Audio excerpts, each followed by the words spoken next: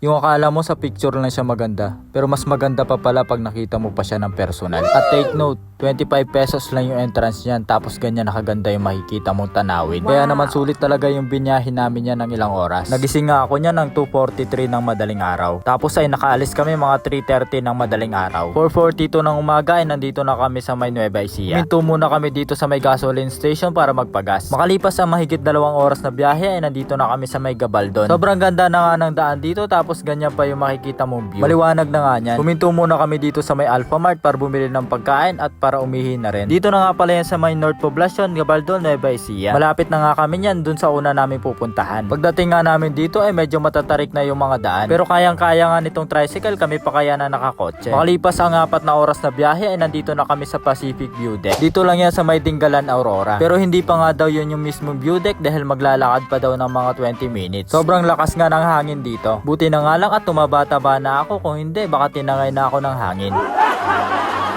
Kumuha na nga rin pala kami niya ng tour guide sa halagang 200 pesos. Tumatakbo na nga kami niya ni Johnny dahil naiwan na kami ng mga kasama namin. Pagkadating naman dito ay magbabayad ka ng 25 pesos per head. Tapos libre na yung cottage, hahanap ka na lang ng pwesto kung saan mo gusto. Nag-almusal muna nga kami niyan bago kami mag picture taking. Buti na lang at may baon kami ng mga pagkain. Meron naman mga tindahan dito pero medyo may kamahalan nga lang. Ang sarap nga humigop ng sabaw dyan dahil malamig yung hangin. Tapos nakatingin ka sa napakagandang view habang nagkakape. Kung hindi nga niyan gumagalaw yung mga dahon ay akakalain mo talaga na picture lang siya dahil sa napakagandang view. Wow. Bago naman kami umalis ay bumili muna kami nitong mga souvenir. At bago kami umuwi ay sinilip muna namin itong mga beach nila kung magaganda ba. Ang galing nga dahil tatawid ka muna sa ilog bago ka makarating sa mga beach. Okay naman yung mga beach nila dito, kaso nga lang ay medyo mababato. Pagkatapos namin masilip yung mga beach ay umalis na rin kami. Pero huminto muna kami dito sa may ilog para magtampisaw. Gusto ko nga maligo niyan kaso ay nasa gitna kami ng daan. Tapos ay huminto ulit kami dito sa mga bilihan ng pasalubong para mag-jingle. At huminto nga din kami dito sa may palengke ng Gabaldon para bumili ng makakain namin para tanghalian. Ang binili nga pala namin yan ay itong inihaw na paa ng manok at ng hipon. Pagkatapos namin makabili ng pagkain ay tumuloy na din kami. Naghahanap na nga kami niyan ng spot kung saan kami kakain. Tapos ay nakita namin itong mga kubo na nasa tabing ilog. Dito na nga kami kakain. Nagrent kami ng kubo niyan sa halagang 700 pesos. Eto nga at binababa ko na itong mga gamit namin. Sinet ko na nga din itong mga pangluto na dala ko. Buti na lang talaga at dala ko itong mga gamit ko kapag nagka-camping. Ang lulutuin nga lang namin dito ay itong binili namin sa palengke na hipon. At eto na nga lahat ng mga pagkain namin.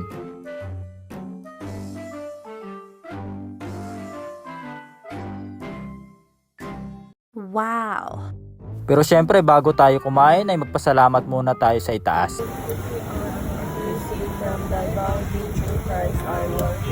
Amen.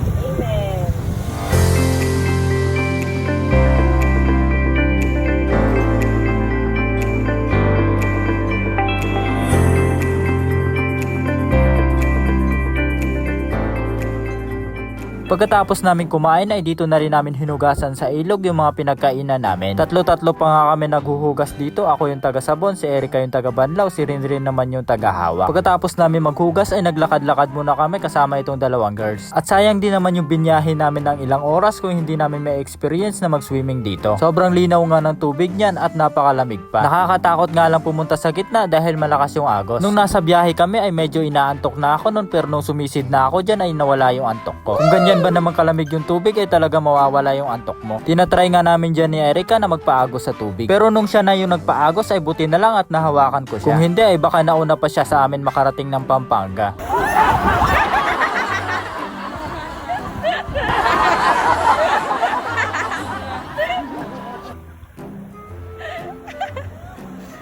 Sobrang nag-enjoy nga kami niyan kaya ito na lang yung nasabi ko. Kuya, ano feeling? Refreshing. Wow. Bago kami umuwi ay nagkape muna ako dahil mapapasabak na naman tayo nito sa matraffic at mahabang biyahe pa uwi. Hanggang dyan na muna ulit. Salamat sa panonood. Babu!